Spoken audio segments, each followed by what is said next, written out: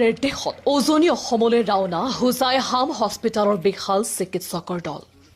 লগত প্ৰায় 50 লাখ টকাৰ ঔষধ উজনি অসমৰ বানপীড়িত ৰাইজৰ বাবে আহিল এক আশাৰ খবৰ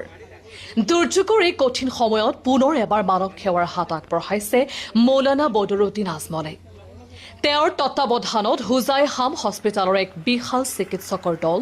এবাৰ উজনি অসমলৈ ৰাওনা হৈছে দলটোৱে লগত লৈ গৈছে প্ৰায় 50 লাখ টকাৰ ঔষধ যাতে বানৰ ফলত অসুস্থ হৈ পৰা লোকসকলে সম্পূৰ্ণ বিনামূলীয়াকৈ চিকিৎসা স্বাস্থ্য পৰীক্ষা আৰু প্ৰয়োজনীয় ঔষধ লাভ কৰিব পাৰে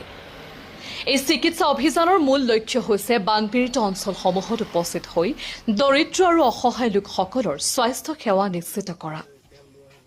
চিকিৎসকসকলে ৰোগী পৰীক্ষা প্ৰাথমিক চিকিৎসা প্ৰয়োজন অনুসৰি ঔষধ বিতৰণ আৰু স্বাস্থ্য পৰামৰ্শ আগবঢ়াব উল্লেখ্য যে ইয়াৰ পূৰ্বেও মৌলানা বদৰুদ্দিন আজমলে বানপীড়িত লোকসকলৰ সহায়ৰ বাবে প্ৰায় 3 কোটি টকাৰ সাহায্য আগবঢ়াই ক্ষতিগ্ৰস্ত পৰিয়ালসমূহৰ কাষত থিয় দিছিল এবাৰো স্বাস্থ্য সেৱাক অগ্ৰাধিকাৰ দি গ্ৰহণ কৰা এই পদক্ষেপে বানপীড়িত লোকসকলৰ মাজত নতুন আশাৰ সঞ্চাৰ কৰিছে মানুহৰ দুৰ্দিনত কেৱল সমবেদনা প্ৰকাশ কৰাই নহয় বাস্তৱিক সহায় আগবঢ়োৱাটোৱেই হৈছে প্ৰকৃত মানৱ সেৱা এই চিকিৎসা অভিযান সেই মানৱীয় দায়বদ্ধতাৰে এক উল্লেখযোগ্য উদাহৰণ দিছে যে হাজী আব্দুল মজিদ মেমৰিয়েল হস্পিটেল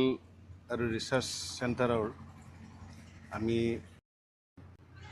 আৰু নাজিৰা এই অঞ্চলৰ বৃহৎ যিখিনি মানে বানপীড়িত অঞ্চল সেই অঞ্চললৈ আমি এই বান সাহায্যৰ কাৰণে স্বাস্থ্য শিবিৰৰ পাতিবৰ কাৰণে আমি এই দলটো প্ৰেৰণ কৰিছোঁ আজি